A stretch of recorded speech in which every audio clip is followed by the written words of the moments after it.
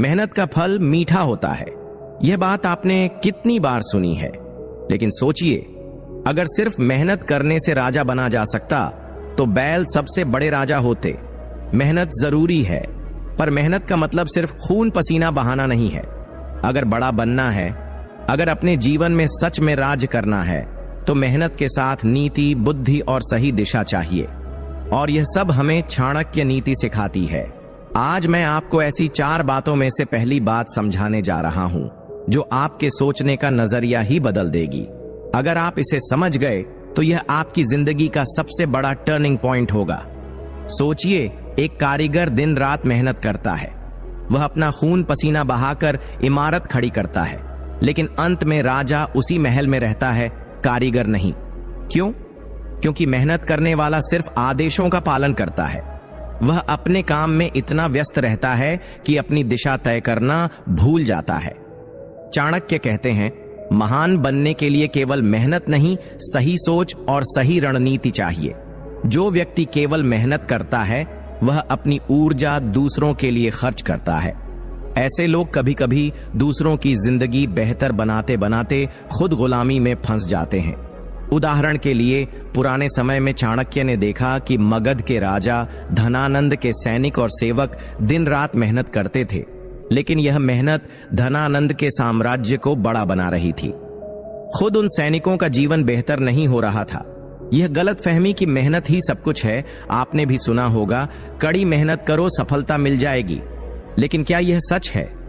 कड़ी मेहनत से आप नौकरी पा सकते हैं, पर कंपनी के मालिक नहीं बन सकते। कड़ी मेहनत से आप एक अच्छा खिलाड़ी बन सकते हैं, पर खेल के नियम बनाने वाले नहीं। इसका मतलब यह नहीं कि मेहनत बेकार है, लेकिन मेहनत तब तक अधूरी है जब तक उसमें दिशा और नीति का साथ न हो। चाणक्य कहते हैं, मेहनत को बुद्धि का साथी बनाओ, तभी तुम राजा बनोगे। राजा और गुलाम का फर्क समझिए। गुलाम वह होता है जो सिर्फ आदेश मानता है। राजा वह होता है जो आदेश देता है। राजा मेहनत करने के बजाय रणनीति बनाता है। वह सोचता है कि कैसे कम मेहनत में बड़ा परिणाम निकाला जाए। यही कारण है कि मेहनत करने वाला हमेशा राजा का गुलाम बनता है। 3 बातें जो गुलाम को राजा से अलग करती हैं।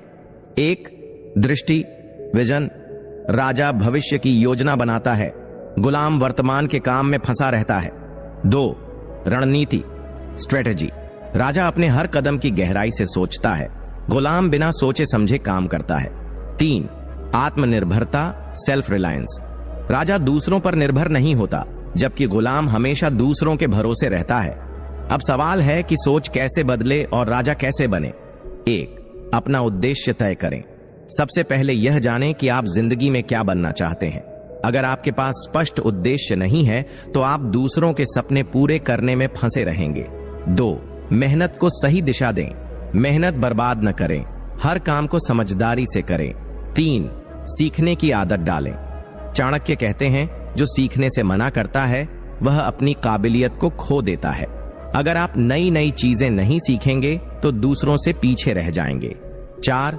दूसरों को पढ़ें और समझें। राजा दूसरों की सोच और उनकी ताकत को समझता है। यह उसे सही फैसले लेने में मदद करता है। अब सोचिए, अगर आपने मेहनत को ही सब कुछ मान लिया और सही दिशा में कदम नहीं बढ़ाया, तो क्या होगा? आप दूसरों के सपनों का हिस्सा बनकर रह जाएंगे। आपकी मेहनत दूसरों को ऊपर ले जाएगी, लेकिन आप वहीं रहेंगे। एक दिन ऐसा आएगा जब आप थक जाएंगे, लेकिन आपकी मेहनत का फल आपको नहीं मिलेगा। चाणक्य कहते हैं, जिसने सोचने की ताकत खो दी, वह कभी बड़ा नहीं बन सकता। चालाकी करना आसान है। आप छोटी छोटी चीजों में दूसरों को मात देकर अपने लिए रास्ता बना सकते हैं, लेकिन ध्यान दीजिए, चालाकी की उम्र कम होती है। जो व्यक्ति हर बार चालाकी से काम करता है, लोग उस पर भरोसा करना बंद कर देते हैं।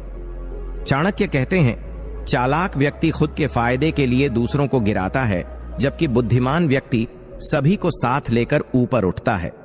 उदाहरण के लिए, मगध के दरबार में अमात्य राक्षस, चाणक्य के समय का मंत्री, बहुत चालाक था। उसने कई बार अपनी चालाकी से दुश्मनों को मात दी, लेकिन अंत में उसकी चालाकी ही उसकी हार का कारण बनी। उसके विरोधियों ने उसकी हर चाल को समझ लिया और उसे हरा दिया।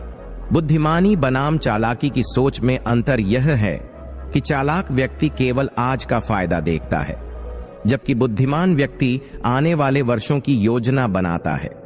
उदाहरण के लिए, चालाक व्यक्ति रिश्वत देकर जल्दी काम निकाल लेता है, लेकिन बुद्धिमान व्यक्ति ऐसा सिस्टम बनाता है जिसमें रिश्वत की जरूरत ही न पड़े। विश्वास का महत्व भी यही बताता है कि चालाक लोग भरोसे को तोड़ते हैं, जबकि बुद्धिमान लोग भरोसा कमाते हैं।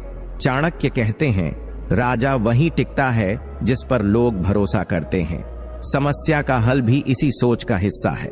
चालाक व्यक्ति समस्या से बचने की कोशिश करता है, जबकि बुद्धिमान व्यक्ति समस्या को जड़ से खत्म करता है। उदाहरण के लिए, अगर पानी की समस्या है तो चालाक व्यक्ति पानी चुराएगा, लेकिन बुद्धिमान व्यक्ति पानी के नए स्रोत खोजेगा। कैसे बने बुद्धिमान? 1. धैर्य रखें। चाणक्य कहते हैं, धैर्यवान व्यक्ति बुद्धिमानी की ओर पहला कदम बढ़ाता है। हर बड़ी सफलता धैर्य से मिलती है। 2. सीखते रहें। किताबें पढ़ें, अनुभव से सीखें और दूसरों की गलतियों से भी सीखें। 3. लोगों की समझ बढ़ाएं। बुद्धिमान बनने के लिए लोगों की भावनाओं, उनकी इच्छाओं और उनकी समस्याओं को समझना जरूरी है। 4. रणनीति बनाएं। कोई भी काम बिना सोचे समझे न करें। हर कदम का परिणाम पहले से सोच लें। अगर आप चालाक बने रहे तो क्या होगा? 1. भरोसे की कमी होगी। लोग आप पर कभी भरोसा नहीं करेंगे। 2. अल्पकालिक सफलता। चालाकी से मिली सफलता टिकती नहीं है। 3. अकेलापन।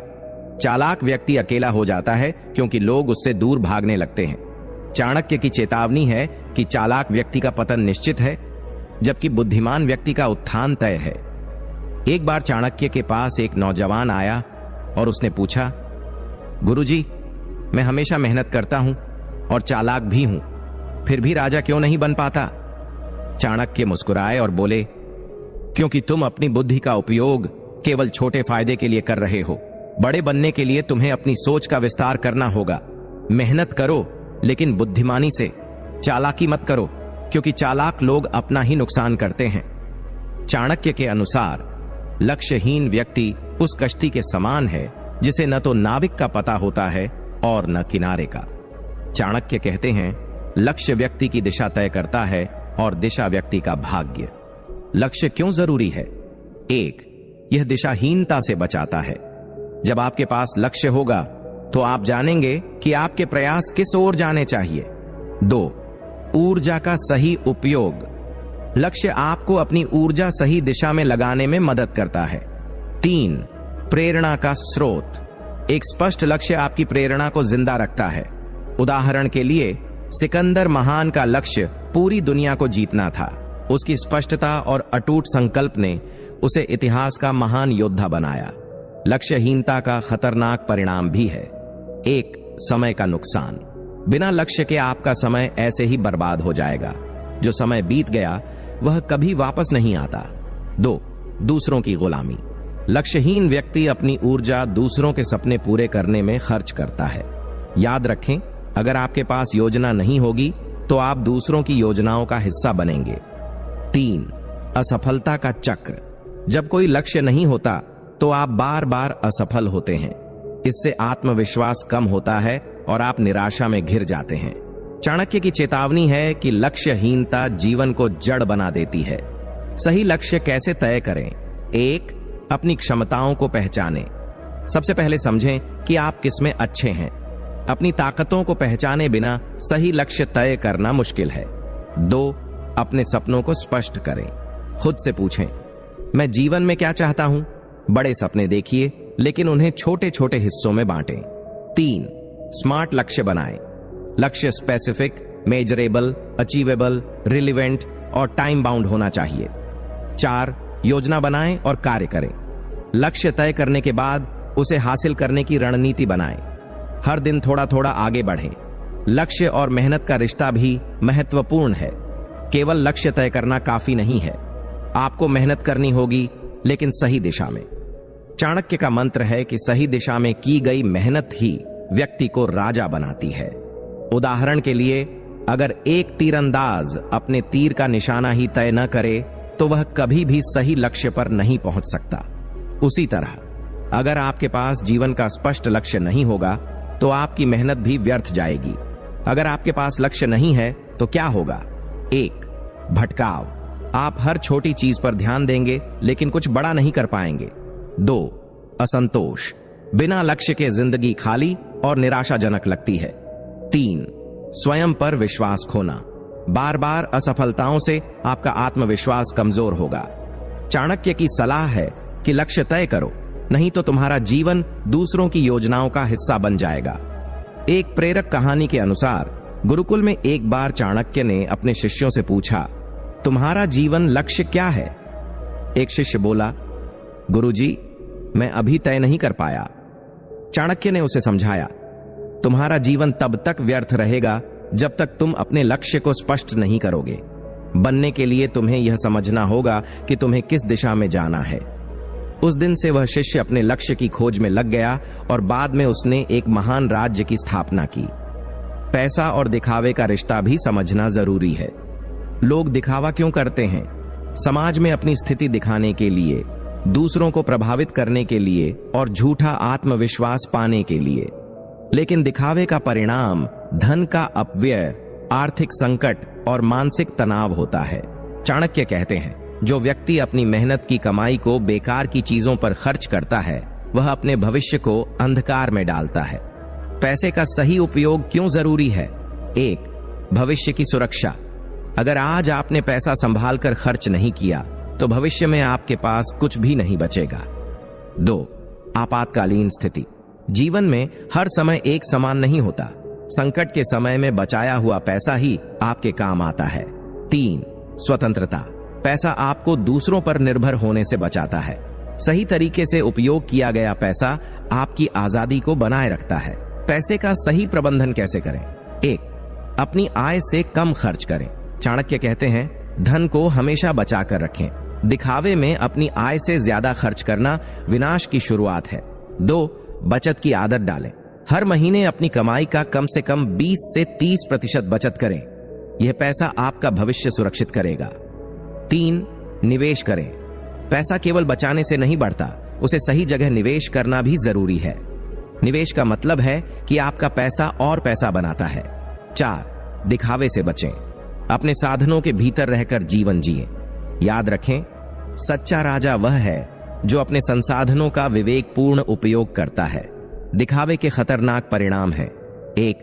आड़ का बोझ, दिखावे के चक्कर में लोग कर्ज में डूब जाते हैं। यह कर्ज न केवल आर्थिक संकट लाता है बल्कि मानसिक शांति भी छीन लेता है। 2. रिश्तों में दरार, जब आप दिखावा करते हैं तो लोग आपके वास्तविक चरित्र को नहीं देख पाते। झूठा दिखावा आपके रिश्तों को कमजोर कर देता है। 3. आत्मसम्मान की कमी, दिखावा करने वाले लोग अंदर से हमेशा खाली महसूस करते हैं। उनका आत्मसम्मान उनकी बाहरी चीजों पर निर्भर करता है।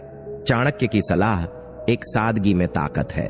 चाणक्य कहते हैं, सच्चा राजा वही है जो सादगी में जीता है और अपनी ताकत को छुपा कर रखता है। दिखावे से बचें और अपनी ऊर्जा अपने साम्राज्य को बनाने में लगाएं। धन को हथियार बनाएं, कमजोर नहीं। पैसा आपका साथी है, दुश्मन नहीं। इसे समझदारी से खर्च करें और इसे अपनी ताकत बनाएं। अपने संसाधनों का सही उपयोग करें। दिखावे के बजाय अपने पैसे को शिक्षा, स्वास्थ्य और भविष्य की योजनाओं में लगाएं। एक प्रेरक कहानी के अनुसार चाणक्य ने अपने शिष्य को सिखाने के लिए एक बार उसे बाजार भेजा। उन्होंने कहा, तुम बाजार से सबसे कीमती चीज खरीद कर लाओ। शिष्य ने बाजार से सोने की मूर्ति खरीद ली और चाणक्य को दिखाकर कहा, गुरुजी, यह सबसे कीमती है। चाणक्य ने मुस्कुराकर कहा, यह कीमती तो है पर इसका कोई उपयोग नहीं। पैसे का मूल्य तभी है जब वह आपके जीवन को बेहतर बनाए, ना कि दिखावे में बर्बाद हो। उस दिन से शिष्य ने दिखावे से दूर रहना सीखा और अपने धन का सही उपयोग करना शुरू किया। चाणक्य ने कहा, ज्ञान असली साम्राज्य का आधार है। धन खत्म हो सकता है, ज्ञान नहीं। पैसा, संपत्ति और संसाधन नष्ट हो सकते हैं, लेकिन ज्ञान हमेशा आपके साथ रहता है। चाणक्य कहते हैं, ज्ञान वह संपत्ति है जिसे कोई चुरा नहीं सकता। ज्ञान से निर्णय लेने की ताकत मिलती है। राजा और गुलाम के बीच का अंतर उनकी सोच में है। जो इंसान सही समय पर सही निर्णय लेता है वही अपने साम्राज्य का निर्माण कर सकता है। चाणक्य का मानना है कि ज्ञान आपकी असली पहचान है। एक ज्ञानी व्यक्ति किसी भी परिस्थिति में अपनी पहचान बनाए रखता है। धन या रुतबा तो समय के साथ बदल सकते हैं, लेकिन ज्ञान आपके व्यक्तित्व का अटूट हिस्सा बन जाता है। ज्ञान कैसे बनाता है आपको राजा? बुद्धिमानी से संसाधनों का उपयोग करें। केवल मेहनत करने से आप गुलाम बन सकते हैं, लेकिन ज्ञान का उपयोग करने से आप नेता बनते हैं।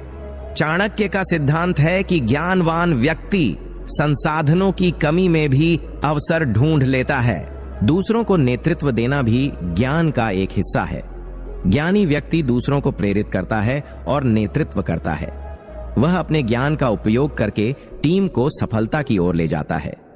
नई संभावनाओं की खोज करें। चाणक्य कहते हैं, ज्ञान वह कुंजी है जो नए रास्ते खोलती है। आप अपने ज्ञान के माध्यम से नई योजनाएं और अवसर बना सकते हैं। ज्ञान अर्जित करने के 4 महत्वपूर्ण सूत्र हैं: पढ़ाई और शोध, अनुभव, गुरु का मार्गदर्शन और आत्मनिरीक्षण। पढ़ाई और शोध नियमित रूप से नई चीजें सीखने और किताबें पढ़ने से ज्ञान अर्जित होता है। अनुभव से असली ज्ञान मिलता है। गुरु का मार्गदर्शन सही दिशा दिखाने में मदद करता है। आत्मनिरीक्षण से खुद की कमजोरियों और गलतियों से सीखने का अवसर मिलता है। ज्ञान की ताकत का एक प्रेरक उदाहरण है। चाणक्य के समय एक गरीब किसान के पास ना धन था ना संसाधन, लेकिन उसने अपने छोटे से खेत में नई तकनीक और अपने अनुभव का इस्तेमाल किया। कुछ ही वर्षों में वह पूरे राज्य का सबसे बड़ा अनाज व्यापारी बन गया। जब राजा ने उससे पूछा, तुमने यह कैसे किया? किसान ने उत्तर दिया, धन मेरे पास नहीं था, पर मेरे पास जो ज्ञान था वह मेरे साम्राज्य को खड़ा करने के लिए काफी था। चाणक्य कहते हैं, जो केवल दिखावे में रुचि रखते हैं वे कभी ज्ञानी नहीं बन सकते। ज्ञानी व्यक्ति अपने परिणाम से खुद को साबित करता है, ना कि अपने शब्दों से। मेहनत के साथ समझ भी जरूरी है। केवल कठोर परिश्रम से आप राजा नहीं बन सकते। आपको अपने हर कदम को सोच समझकर उठाना होगा। ज्ञान से आप गुलामी की मानसिकता तोड़ते हैं। ज्ञान व्यक्ति को स्वतंत्र बनाता है। यह आपको आत्मनिर्भर बनाता है और दूसरों पर निर्भरता खत्म करता है। चाणक्य की सीख है, सच्चा राजा वह है जो ज्ञान के बल पर शासन करता है। धन और सैनिक से ज्यादा राजा की ताकत उसका ज्ञान है। मेहनत को सही दिशा देने के लिए ज्ञान का सहारा लें। बिना ज्ञान के मेहनत केवल समय और ऊर्जा की बर्बादी है। हमेशा सीखते रहें। जीवन में कभी भी सीखना बंद मत कीजिए। हर दिन एक नया अवसर है कुछ नया जानने का। तो दोस्तों, चाणक्य नीति हमें सिखाती है कि सिर्फ मेहनत करना ही काफी नहीं है। मेहनत तभी सफल होती है जब उसमें सही दिशा हो, सही ज्ञान हो और सही सोच हो। अगर आप भी राजा की तरह अपनी जिंदगी का नियंत्रण अपने हाथों में लेना चाहते हैं तो इन बातों को अपने जीवन में अपनाएं। अब बात आती है आगे की। हमारे चैनल का उद्देश्य है आपको जीवन में सही मार्गदर्शन देना। चाणक्य नीति और महान विचारों के माध्यम से आपकी सोच को मजबूत बनाना। हर हफ्ते हम आपके लिए ऐसी ही प्रेरणादायक कहानियां और विचार लेकर आते हैं जो आपकी जिंदगी को बदल सकते हैं। तो दोस्तों, अगर आपको यह वीडियो पसंद आया हो और अगर आप चाणक्य की नीतियों से और अधिक सीखना चाहते हैं तो हमारे चैनल को सब्सक्राइब करना मत भूलिए। आपके भविष्य का राजा बनने का सफर यहीं से शुरू होता है। ज्ञान से साम्राज्य बनाइए, मेहनत को सही दिशा दीजिए। हमारे चैनल चाणक्य सूत्र को अभी सब्सक्राइब करें और घंटी दबाना मत भूलें ताकि हर नई वीडियो की सूचना सबसे पहले आपको मिले। आपके सपनों को सच करने की यात्रा में हम आपके साथ हैं। जय चाणक्य। हर व्यक्ति के जीवन में एक ना एक बार उसे संकटों का सामना जरूर करना पड़ता है। वह बात अलग है कि हर व्यक्ति अपने हिसाब से संकटों से निपटता है। कई लोग इसे बहुत ही सरलता से हैंडल करते हैं तो कई घबरा जाते हैं। लेकिन जो लोग संकट काल में खुद को संभाल नहीं पाते और खुद को इससे निपटने के लिए असमर्थ समझते हैं, उनके लिए आचार्य चाणक्य की 5 बातों को जानना बहुत जरूरी हो जाता है। जी हाँ, जीवन के मुश्किल समय में ज्यादातर लोगों का विवेक काम नहीं करता है। इसी कारण व्यक्ति को कई तरह की हानि का सामना करना पड़ता है। वहीं आचार्य चाणक्य ने हर व्यक्ति के कठिन समय में काम आने वाली कई बातों को बताया है कि विपत्ति के समय व्यक्ति को क्या करना चाहिए और किन बातों का ध्यान रखना चाहिए। तो आइए जानते हैं कौन कौन सी हैं वह बातें। धैर्य से काम लें। चाणक्य नीति के अनुसार किसी भी मनुष्य को अपने विपरीत परिस्थिति में कभी भी धैर्य नहीं खोना चाहिए और हमेशा अपनी सोच सकारात्मक रखनी चाहिए। सबसे महत्वपूर्ण बात कि जैसी भी परिस्थिति हो उस समय धैर्य ना खोएं और शांति से अपना कार्य करते रहें और अपने अच्छे समय के आने का इंतजार करें। परिवार के सदस्यों की करें सुरक्षा। चाणक्य नीति के अनुसार संकट के समय परिवार के प्रति जिम्मेदारी निभाना इंसान का पहला कर्तव्य होना चाहिए। इसलिए जब भी परिस्थिति विपरीत हो सबसे पहले अपने परिवार के सदस्यों की सुरक्षा का विशेष ध्यान रखें। संकट के समय अपने परिजनों का साथ निभाना चाहिए। धन की बचत का रखें ध्यान। व्यक्ति को हमेशा धन की बचत करनी चाहिए। कहा जाता है कि संकट के समय आपका सबसे बड़ा साथी धन ही होता है। जिस व्यक्ति के पास संकट के समय धन का अभाव होता है उसके लिए संकट से निकल पाना बहुत कठिन हो जाता है। ठोस रणनीति बनाएं। कोई भी व्यक्ति जब संकटों से घिरता है तो उसे एक ठोस रणनीति बनाने की जरूरत होती है, क्योंकि जब आपके पास संकट से बाहर निकलने के लिए एक रणनीति तैयार होती है तो वह समय बहुत ही सरलता से निपट जाता है। साथ ही व्यक्ति एक चरणबद्ध तरीके से कार्य भी करता है। पहले से तैयार रहें। आचार्य चाणक्य के अनुसार जब किसी व्यक्ति पर मुसीबतें आती हैं तो उसे बहुत सावधान रहने की जरूरत होती है, क्योंकि संकट के समय उसके पास ना तो पर्याप्त अवसर होते हैं और ना ही चुनौतियों से निपटने के लिए कोई साधन। इसीलिए अपने आप को पहले से ही तैयार रखना चाहिए, क्योंकि जरा सी चूक बड़ा नुकसान पहुंचा सकती है। इसलिए पहले से सावधान रहना बहुत ही जरूरी है। यह 5 लोग कितने भी वफादार हों धोखा अवश्य देते हैं। दोस्तों, जीवन में कई बार कुछ ऐसे लोग हमारे जीवन में आते हैं और वफादारी दिखावा करके धोखा दे देते हैं। तो दोस्तों ध्यान रखें, यह 5 लोग कितने भी वफादार क्यों ना हों, लेकिन यह धोखा अवश्य देते हैं। तो आखिर वे 5 लोग कौन से हैं? आइए समझते हैं इस कहानी के माध्यम से।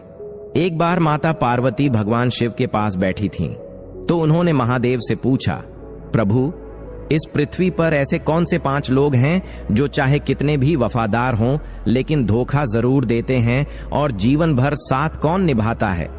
फिर भगवान महादेव कहते हैं, हे पार्वती, आज मैं तुम्हें एक ऐसी कहानी सुनाता हूं जिससे तुम समझोगी कि 5 प्रकार के लोग कितने भी वफादार हों मगर धोखा अवश्य देते हैं, और साथ ही यह भी समझोगी कि जीवन भर साथ कौन निभाता है।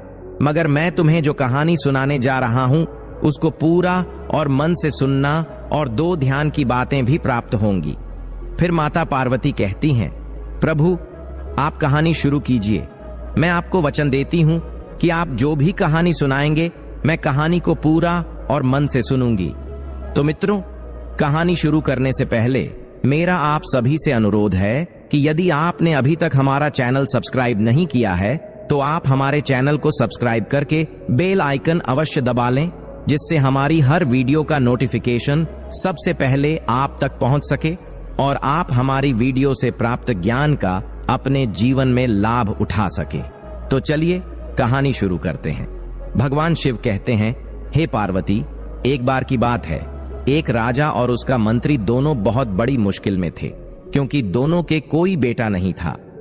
दोनों की एक ही मुश्किल उन दोनों को एक दूसरे के और करीब ले आई थी। वे दोनों एक दूसरे के साथ खुश रहते थे। दोनों अलग अलग केवल कभी कभार ही रहते थे। जहां राजा रहता था वहीं उसका मंत्री भी रहता था, और जहां पर मंत्री रहता था वहां पर राजा रहता था। समय धीरे धीरे गुजरता गया। फिर एक दिन सुबह को राजा और मंत्री दोनों जंगल में शिकार करने के लिए गए। वहां उनको एक साधु मिल गया। उस साधु के पास आग के पास में एक कुकड़ू बैठा हुआ था। राजा और मंत्री को ऐसा लगा जैसे वह पूजा कर रहा है, क्योंकि उन दोनों की तरफ उसने बिल्कुल भी नहीं देखा था।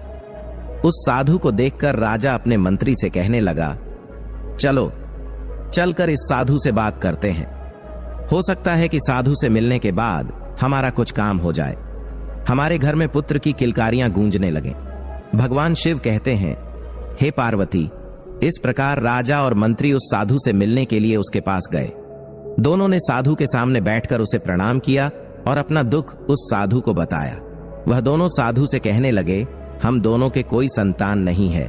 सिर को नीचे झुकाए हुए वह साधु कहने लगा, राजा और मंत्री, तुम दोनों दुखी बिल्कुल मत हो। मैं तुम्हें 2 आम देता हूं। यह आम अपने साथ लेकर जाओ और आप दोनों अपनी अपनी पत्नी को खिला देना। इन दोनों आमों को खाने के बाद में तुम दोनों की पत्नियां गर्भ धारण करेंगी और समय आने पर पुत्र रत्न की प्राप्ति होगी।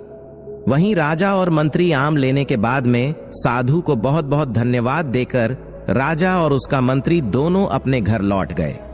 आम ले जाकर अपनी अपनी पत्नियों को खिला दिया। फिर ठीक समय पर दोनों ने एक एक पुत्र को जन्म दिया। भगवान शिव कहते हैं, हे पार्वती, जब दोनों लड़के पैदा हुए तो राजा के घर में और मंत्री के घर में ही नहीं बल्कि सारे राज्य में खुशियां मनाई गईं। ब्राह्मणों को बिना नाप तोल के बहुत सारा दान किया गया, गरीब लोगों को खाना खिलाया गया और सारे कैदियों को छोड़ दिया गया। उस राज्य में ऐसा पहले कभी किसी ने नहीं देखा था। समय धीरे धीरे गुजरने लगा। वहीं दोनों घरों में दोनों बच्चों की खास देखभाल की गई। जब वे दोनों बच्चे बहुत छोटे थे तो उनकी देखभाल के लिए कई दासियां रखी गईं, जो उनकी देखभाल करती थीं। धीरे धीरे दोनों पुत्र बड़े हो गए। तब उन्हें गुरुकुल में पढ़ने के लिए भेज दिया गया। समय आने पर राजा और मंत्री का बेटा दोनों शिक्षा और कला में बहुत ही अच्छे निकले। वहीं जिस प्रकार राजा और मंत्री के बीच में प्रेम था, एक दूसरे के बिना न कहीं जाते थे और न एक दूसरे के बिना खाना खाते थे, बस उसी प्रकार राजा और मंत्री की तरह उनके पुत्र भी आपस में एक दूसरे से बहुत प्यार करते थे। वे अक्सर दोनों साथ साथ रहते थे। समय धीरे धीरे गुजरता गया। फिर जब राजा और मंत्री का पुत्र बड़ा हुआ तो एक दिन वे दोनों शिकार खेलने के लिए एक साथ जंगल में गए। वहां पर वे दोनों कई घंटों तक शिकार की खोज में घूमते रहे। काफी देर बाद राजकुमार बहुत थक गया और उसे प्यास लगी। वे अपने घोड़े से उतर गए और उन्होंने अपने अपने घोड़े को एक पेड़ से बांध दिया। भगवान शिव कहते हैं, हे पार्वती, राजकुमार वहीं घोड़े के पास बैठ गया और मंत्री का बेटा पानी की खोज में चला गया। उसे जल्दी ही एक छोटी सी नदी मिल गई। वह राजकुमार की प्यास को तो भूल गया और वह उस नदी के स्रोत को ढूंढने के लिए चला गया। वहीं जब मंत्री का बेटा 1-2 मील आगे निकल गया तो उसे उस नदी का स्रोत मिल गया। वहां उसने एक सुंदर परी को एक शेर के साथ बैठा देखा। मंत्री के बेटे ने देखा कि वह शेर उस परी से डरा हुआ था। ऐसा दृश्य देखकर वह मंत्री का बेटा चौंक गया और अपने मित्र राजकुमार को बताने के लिए दौड़कर उसके पास गया। मंत्री पुत्र राजकुमार को पिलाने के लिए पानी भी साथ लेकर गया। वह राजकुमार के पास पहुंच गया। वहीं जो मंत्री का बेटा राजकुमार के पास पहुंचा तो राजकुमार ने पूछा, अरे इतनी देर तक तुम कहां थे? मैं प्यास के मारे परेशान था और तुम ऐसे डरे डरे क्यों दिखाई दे रहे हो? आखिरकार तुम्हें क्या हुआ है? भगवान शिव कहते हैं, हे पार्वती। फिर मंत्री का बेटा बोला, कुछ नहीं हुआ। तो राजकुमार बोला, तुम मुझसे कुछ छुपा रहे हो। तुम्हारा चेहरा बता रहा है कि तुम्हारे साथ कोई घटना अवश्य घटित हुई है। फिर तो राजकुमार की बात सुनकर मंत्री का बेटा कहने लगा कि मैंने एक सुंदर लड़की को देखा है। वह शेर के पास बैठी हुई थी और वह शेर उस लड़की से बहुत डरा हुआ था, क्योंकि उस लड़की की सुंदरता के जादू ने उस शेर को अपने बस कर लिया है। भगवान शिव कहते हैं, हे पार्वती। फिर उस मंत्री के लड़के की बात सुनकर वह राजकुमार कहने लगा, अगर वह लड़की इतनी सुंदर है तो मैं भी ऐसी लड़की को देखना चाहता हूं। तुम एक काम करो, मुझे उस लड़की के पास अभी लेकर चलो। वहीं मंत्री का बेटा एकदम से राजी हो गया और फिर दोनों उस लड़की की तरफ चल दिए। फिर नदी के स्रोत के पास जाकर उन दोनों ने देखा कि शेर उस परी की गोद में सिर रखकर सो रहा है। तो मंत्री का बेटा बोला, तुम डरो मत, जब तक शेर सोया हुआ है तब तक हम उतनी देर में उस लड़की को पकड़ लेते हैं। वे दोनों उस लड़की के और करीब चले गए। वहीं मंत्री के बेटे ने शेर का सिर उठाकर उसे जमीन पर लिटा दिया, जबकि राजकुमार ने उस लड़की को पकड़ा, क्योंकि वह उस लड़की पर मोहित हो गया था। वह उसको साथ लेकर वहां से चल दिया और अपने मित्र मंत्री के बेटे से कहा, मैं इस परी को लेकर जा रहा हूं, तुम मेरा पीछा मत करना। भगवान शिव कहते हैं, पार्वती, फिर जब शेर जागता है तो वहां पर मंत्री के बेटे के अलावा किसी और को न देखकर कहता है, वह परी कहां गई? तो मंत्री का बेटा कहता है, मेरा दोस्त उस परी को लेकर गया। तो शेर बोला, तुम्हारा दोस्त? तुम उसको अपना दोस्त कहते हो जो परी को लेकर के चला गया और तुम्हें मरने के लिए मेरे पास में छोड़ गया? वह तुम्हारा मित्र नहीं, वह तुम्हारा सबसे बड़ा दुश्मन है। हमेशा ध्यान रखना, कभी भी कोई सच्चा दोस्त इस तरीके से अपने दोस्त के साथ ऐसा नहीं करता है जैसे तुम्हारे दोस्त राजकुमार ने तुम्हारे साथ किया है। स्वयं तो परी को लेकर चला गया और तुम्हें मेरे पास मरने के लिए छोड़ गया। वह तुम्हारा दोस्त नहीं बल्कि दुश्मन है। अब मैं तुम्हें सच्चे दोस्त की एक कहानी सुनाता हूं कि आखिरकार सच्चे दोस्त कैसे होते हैं और कौन से लोग ऐसे होते हैं जो धोखेबाज होते हैं। भगवान शिव कहते हैं, हे पार्वती, शेर कहने लगा, एक बार की बात है, 3 मित्र थे। एक राजकुमार था, दूसरा ब्राह्मण था और तीसरा बढ़ई था। इन तीनों के पास अपनी अपनी खास चतुराई थी। राजकुमार मुश्किल से मुश्किल और पेचीदा से पेचीदा मामलों को बहुत जल्दी सुलझा देता था।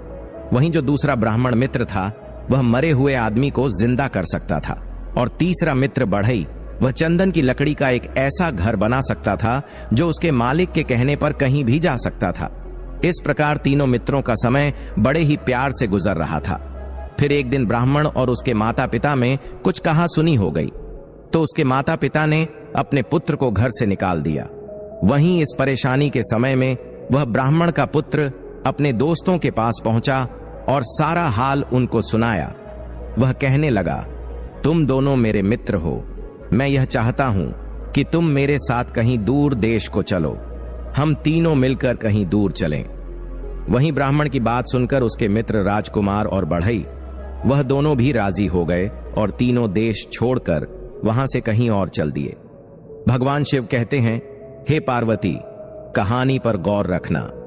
जिस समय राजकुमार, बढ़ई और वह ब्राह्मण तीनों रास्ते में जा रहे थे तो राजकुमार किसी वजह से रुक गया, पर बढ़ई और ब्राह्मण आगे चलते रहे। वहीं कुछ देर बाद राजकुमार जल्दी जल्दी आगे चला ताकि वह अपने दोस्तों को पकड़ सके, पर बदनसीबी से वह दूसरे रास्ते पर चले गए और अपने मित्रों को पकड़ नहीं सका। मगर वह इस आशा में आगे चलता रहा कि वह अपने दोस्तों को अवश्य ढूंढ लेगा। भगवान शिव कहते हैं, हे पार्वती, पर जब काफी दूर जाने पर भी उसको अपने मित्र नहीं मिले तो उसको लगा कि वे इतनी तेज क्यों जा रहे हैं कि वह उनको पकड़ नहीं पा रहा है। मगर उधर राजकुमार के दोनों मित्र ब्राह्मण और बढ़ई वे बहुत धीरे धीरे चल रहे थे और सोच रहे थे कि राजकुमार अब तक उनको पकड़ क्यों नहीं पाया। हम दोनों तो राजकुमार के इंतजार में बहुत ही धीरे धीरे चल रहे हैं। भगवान शिव कहते हैं, हे पार्वती, ब्राह्मण और बढ़ई वह राजकुमार के बारे में सोचते जा रहे थे, वहीं राजकुमार वह अपने मित्र ब्राह्मण और बढ़ई के बारे में सोचता जा रहा था। आखिरकार एक दूसरे की मुलाकात अब कहां पर और कैसे होगी। आखिरकार चलते चलते ब्राह्मण और बढ़ई ने मन में सोचा कि अब शायद राजकुमार से हमारी मुलाकात नहीं होगी। फिर उसके मिलने की आशा छोड़ दी और मन में सोचने लगे, हो सकता है कि राजकुमार को घर की याद आ रही होगी और वह अपने घर वापस चला गया होगा। वहीं चलते चलते राजकुमार एक दिन बहुत बड़े मैदान में पहुंच गया जिसके बीच में एक बहुत बड़ा महल था। उसने सोचा कि यहां पर कौन रहता होगा। यकीनन यह महल तो किसी बड़े आदमी का होगा, मैं जाकर यहां पता करता हूं। भगवान शिव कहते हैं, हे पार्वती, इधर राजकुमार अपने मित्रों की तलाश में घूम रहा था और उधर वह ब्राह्मण और बढ़ई अपने मित्र राजकुमार की तलाश में दर दर भटक रहे थे। अब मैं सबसे पहले उस राजकुमार के बारे में बताता हूं। जब राजकुमार ने एक बड़ा महल देखा तो उसने जाकर दरवाजा खटखटाया तो उस महल में से एक बहुत ही सुंदर लड़की निकल कर आई और उसने दरवाजा खोला और बड़ी मीठी आवाज में उसको अंदर आने के लिए कहा। फिर राजकुमार उस लड़की के कहने से जब अंदर पहुंच गया तो लड़की एकदम से रोने लगी। वहीं राजकुमार ने जब उस लड़की के रोने की वजह पूछी तो लड़की कहने लगी, तुम्हारी सुंदरता और तुम्हारी जवानी देखकर मुझे तुम पर दया आती है। अनजाने में तुम अपनी मौत के मुंह फंस गए हो। वह लड़की कहने लगी, तुमने इस महल में आने से पहले इस महल के बारे में जानने की कोशिश क्यों नहीं की? तुम नहीं जानते यह महल एक राक्षस का है। इस महल में एक राक्षस रहता है जिसने मुझे अपने कब्जे में कर रखा है। उसने कई मील दूर तक के सारे लोगों को खा लिया है। मुझे इस बात का अफसोस है कि अब मैं तुम्हें क्या बताऊं। मुझे एक ही बात का डर है, कहीं वह राक्षस तुम्हें भी खा न ले। भगवान शिव कहते हैं, हे पार्वती। वहीं उस सुंदरी की बात को सुनकर वह राजकुमार कहने लगा, नहीं नहीं, तुम इतनी नाउम्मीद न हो, धीरज रखो। मुझे उसके बारे में कुछ बताओ तो शायद मेरी जान बच जाए। वहीं वह लड़की सिसकते हुए कहने लगी, पर मुझे पता नहीं कि मैं तुम्हारी सुरक्षा के लिए क्या कर सकती हूं। वहीं थोड़ा सोचने के बाद में फिर वह लड़की उस राजकुमार को महल के पीछे वाले कमरे की तरफ ले गई और उसमें रखे एक बड़े बक्से में उस राजकुमार को बंद कर दिया और उससे बोली, अब तुम यहां पर तब तक चुपचाप रहो जब तक मैं दोबारा लौट कर ना आऊं। भगवान तुम्हारी रक्षा करें। भगवान शिव कहते हैं, हे पार्वती, इधर। उस लड़की ने उस राजकुमार को उस संदूक में बंद कर दिया। वहीं शाम को जब राक्षस उस महल में लौटा तो उसकी तेज सूंघने की ताकत से उसे यह आभास हो गया कि कहीं न कहीं कोई आदमी मौजूद है। फिर उसने उस लड़की से पूछा, क्या तुम्हारे अलावा इस महल में कोई और भी व्यक्ति है? वह कौन है? जल्दी से मुझे बताओ, मुझे बहुत जोर की भूख लगी है। भगवान शिव कहते हैं, हे पार्वती। वहीं शेर आगे कहता है कि वह लड़की कहने लगी, लगता है आज तुम्हारी तबीयत ठीक नहीं है, यहां पर कोई व्यक्ति नहीं आया। वह लड़की राक्षस से कहने लगी, तुम क्या समझते हो, यहां आने की कोई हिम्मत करेगा जो सारी दुनिया के लिए यह भयानक जगह है? फिर उस लड़की की बात सुनकर वह राक्षस चुप हो गया। शेर आगे कहता है, उस स्त्री ने देखा कि उसके शब्दों का असर उस राक्षस पर हो गया है तो उस लड़की की हिम्मत और बढ़ गई। फिर उसको उससे मजाक सुझा तो उसने उससे उसकी जिंदगी के बारे में और कुछ जानना चाहा। कभी कभी मुझे लगता है कि शायद तुम कभी वापस नहीं लौटोगे और तब मैं सोचती हूं कि मैं किधर जाऊंगी, मेरा क्या होगा। तुम्हारी वजह से लोग मुझसे नफरत करते हैं तो मुझे लगता है कि किसी दिन वे मुझे मार देंगे। तो बताओ, क्या मुझे डरने की जरूरत नहीं है? तो राक्षस कहने लगा, प्रिय, रो मत, तुम्हें डरने की कोई जरूरत नहीं है क्योंकि मैं कभी नहीं मरूंगा। तो वह लड़की कहने लगी, ऐसा कैसे हो सकता है कि तुम कभी नहीं मरोगे या तुम्हें कोई नहीं मार सकता है? तो वह राक्षस अपने गुप्त राज्य को बताते हुए उस लड़की से कहने लगा, देखो, महल के सामने एक खंभा है, मेरे प्राण उस खंभे में बसे हुए हैं। जब तक यह खंभा नहीं टूटेगा तब तक मैं नहीं मर सकता हूं। मुझे कोई नहीं मार सकता है, पर इस बात को मेरे अलावा कोई नहीं जानता कि मेरे प्राण इस खंभे में हैं। इस खंभे के टूटने से ही मेरी मौत हो सकती है। भगवान शिव कहते हैं, हे पार्वती। शेर आगे कहता है, जब अगली सुबह होती है और जब राक्षस महल से बाहर चला जाता है तो वह लड़की उस राजकुमार को संदूक से आजाद कर देती है और उस राक्षस की गुप्त बात उस राजकुमार को बता देती है कि इस राक्षस को मारने का एक ही तरीका है कि तुम जल्दी से इस खंभे को तोड़ दो, क्योंकि उस राक्षस के प्राण इस खंभे में बसे हुए हैं। यदि यह खंभा टूट जाएगा तो राक्षस की मृत्यु तुरंत हो जाएगी और तुम और हम दोनों फिर आजाद हो जाएंगे। वहीं उस लड़की की बात सुनकर राजकुमार बहुत खुश हुआ और बोला, तुम चिंता मत करो, यह बहुत ही अच्छा समय है। जब राक्षस बाहर गया हुआ है, मैं खंभे को तोड़ देता हूं और उस राक्षस को अभी मार देता हूं। फिर राजकुमार खंभे के पास गया और उसने खंभे को मार मार कर तोड़ दिया। जब तक उस खंभे के सैकड़ों टुकड़े नहीं हुए तब तक वह शांति से नहीं बैठा। ऐसा लग रहा था कि राजकुमार की हर चोट सीधी राक्षस पर पड़ रही थी, क्योंकि जैसे ही खंभे को मारता था वह राक्षस बहुत जोर से चिल्लाता था। वहीं जब खंभा टूटकर गिर गया तो राक्षस भी मर गया। अब राजकुमार उस लड़की के साथ उस महल में रहने लगा। वहीं आसपास के लोगों ने उस राजकुमार का धन्यवाद किया क्योंकि उसने राक्षस को मार दिया था। फिर उसके बाद में उस देश में शांति और खुशहाली छा गई, क्योंकि राक्षस मर चुका था और आसपास की जमीन में फिर से खेती होने लगी। गांव बसने लगे, वातावरण में लोगों की हंसी और संगीत गूंजने लगे। भगवान शिव कहते हैं, हे पार्वती। वहीं शेर आगे कहता है कि सच्ची खुशी हमेशा के लिए नहीं रहती है। फिर एक दिन वह लड़की अपने घर की एक खिड़की के सामने अपने बाल संवार रही थी। बाल संवार कर कंघी उसने खिड़की की दीवार पर रख दी। तब तक एक कौवा वहां पर आ गया और उस कंघी को लेकर उड़ गया। वह उसको बहुत दूर समुद्र के पास ले जाकर उस कंघी को पानी में गिरा दिया। वहीं उस कंघी को एक बड़ी मछली ने निगल लिया और इस मछली को इत्तेफाक से एक मछुआरे ने पकड़ लिया। मछुआरे ने देखा कि मछली बहुत बड़ी थी, इसलिए उस मछुआरे ने उस मछली को राजा के महल में राजा के खाने के लिए भिजवा दी। भगवान शिव कहते हैं, हे पार्वती, शेर ने आगे कहा कि जब रसोइया मछली साफ कर रही थी तो उसको उसके पेट में एक कंघी मिली। उसको यह बड़ा अजीब सा लगा। फिर वह कंघी को लेकर उस राजा के पास गया। वहीं राजा ने जब वह कंघी देखी तो उसने उसके मालिक से मिलने की इच्छा प्रकट की और राजा ने चारों तरफ अपने आदमी भेजे और कहा, उस कंघी वाली लड़की का पता करके आओ, यह कौन है और मुझे बताओ। जो भी इस कंघी वाली लड़की के बारे में बताएगा मैं उसे बहुत बड़ा इनाम दूंगा। भगवान शिव कहते हैं, हे पार्वती, शेर आगे कहता है कि कुछ समय बाद में एक स्त्री मिली जिसने कहा कि वह उस कंघी को पहचानती है और उसने यह भी वादा किया कि वह उस कंघी की मालकिन से राजा को मिलवा देगी, क्योंकि वह स्त्री उस राजकुमार की पत्नी के बारे में जानती थी कि ऐसी कंघी उस राजकुमार की पत्नी इस्तेमाल करती है। और फिर वह स्त्री राजकुमार की पत्नी से मिली और बहुत जल्दी राजकुमार के परिवार में घुल मिल गई। इतना ही नहीं बल्कि उस स्त्री को उसके महल में रहने के लिए भी बुला लिया गया। तो उसने तुरंत स्वीकार कर लिया, क्योंकि राजकुमार की पत्नी से उस स्त्री ने मित्रता कर ली थी।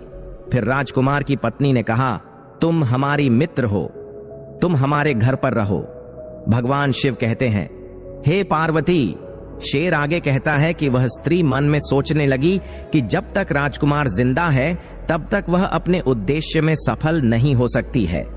फिर उसने राजकुमार को जहर दे दिया और वैद्य को रिश्वत देकर उसकी पत्नी से यह कहलवा दिया कि राजकुमार की मृत्यु हो गई है। वहीं राजकुमार की पत्नी राजकुमार की मौत पर बहुत दुखी हुई और बहुत रोई। उसके इतना दुखी होने पर लोगों को लगा कि अब तो वह मर ही जाएगी, पर उसने उसकी लाश को नहीं छोड़ा। उसने उसे एक मजबूत बक्से में बंद करके अपने कमरे में रख लिया और उस लाश के सहारे रहने लगी। भगवान शिव कहते हैं, हे पार्वती, एक दिन उस राजकुमारी को एक बात याद आती है जो उसके पति राजकुमार ने उसे बताई थी। उसने कहा था कि मेरे 2 मित्र ऐसे हैं जिनकी मैं खोज कर रहा था। आज मैं तुम्हें उनके बारे में बताता हूं। मेरे दोनों मित्रों के अंदर एक ऐसी कला है कि एक मित्र तो ऐसा है जो मरे हुए व्यक्ति को जीवित कर सकता है और दूसरा मित्र ऐसा है जो ऐसा मकान बना सकता है जो आज्ञा देते ही कहीं भी जा सकता है।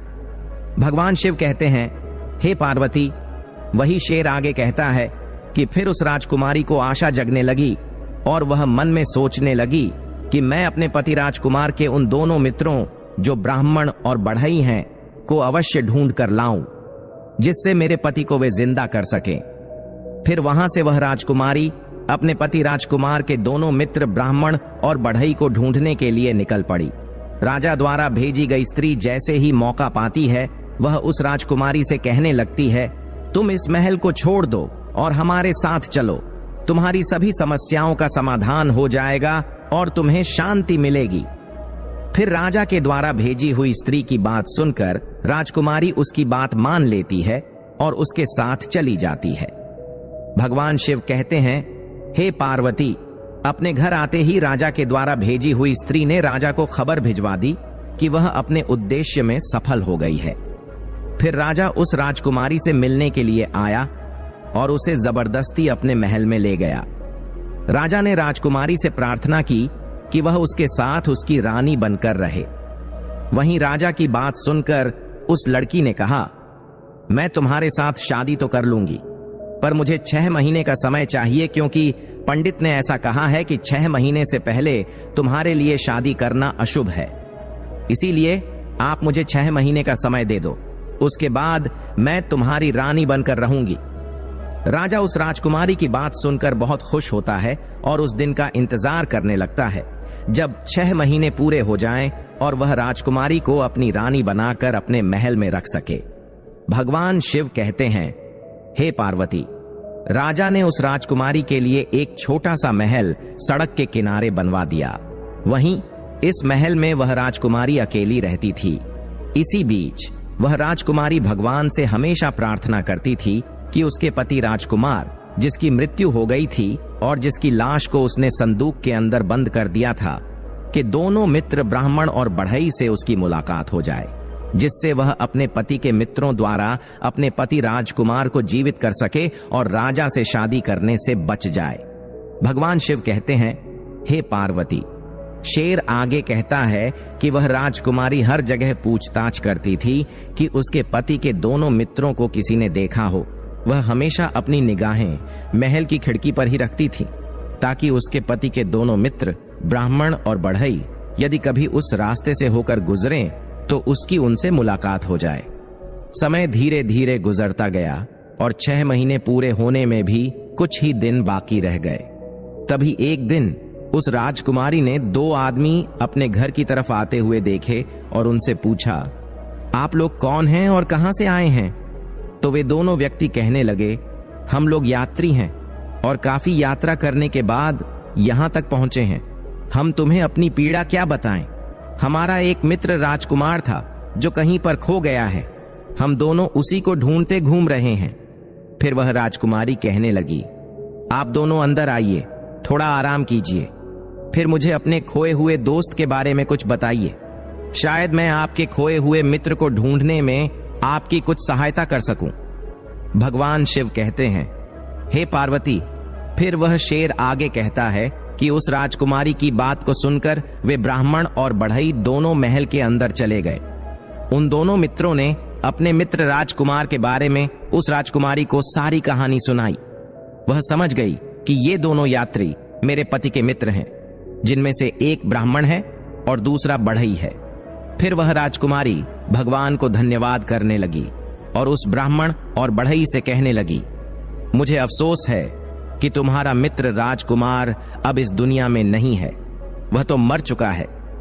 फिर उस राजकुमारी की बात सुनकर वह ब्राह्मण कहने लगा, आप उसकी चिंता न करें, मैं अपने मित्र राजकुमार को जिंदा कर दूंगा। भगवान का लाख लाख धन्यवाद है कि उसने हमें आपके पास सही स्थान पर पहुंचा दिया। भगवान आपकी हर इच्छा पूरी करें। अब आप हमें केवल हमारे मित्र राजकुमार का शरीर दिखा दीजिए, जिसे ढूंढने के लिए हम कई वर्षों से भटक रहे हैं। भगवान शिव कहते हैं, हे पार्वती। शेर आगे कहता है कि ब्राह्मण और बढ़ई की बात को सुनकर वह लड़की कहने लगी, हमें बड़ी सावधानी से काम लेना है।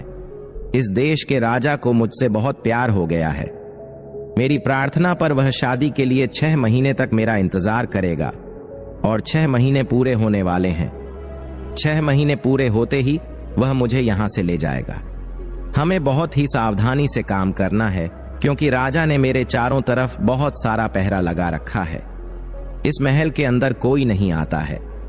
मैं अकेली रहती हूं और जो कुछ भी यहां पर होता है ये पहरेदार जाकर राजा को सब बता देते हैं।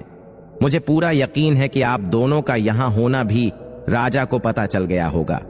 इसीलिए हमें बहुत ही सावधानी से काम करना है, अन्यथा मैं तुम दोनों की मुलाकात तुम्हारे मित्र राजकुमार के मरे हुए शरीर से नहीं करवा पाऊंगी। राजकुमारी उन दोनों मित्रों से कहने लगी, अब हमें यह सोचना है कि इस महल से बाहर कैसे निकलें।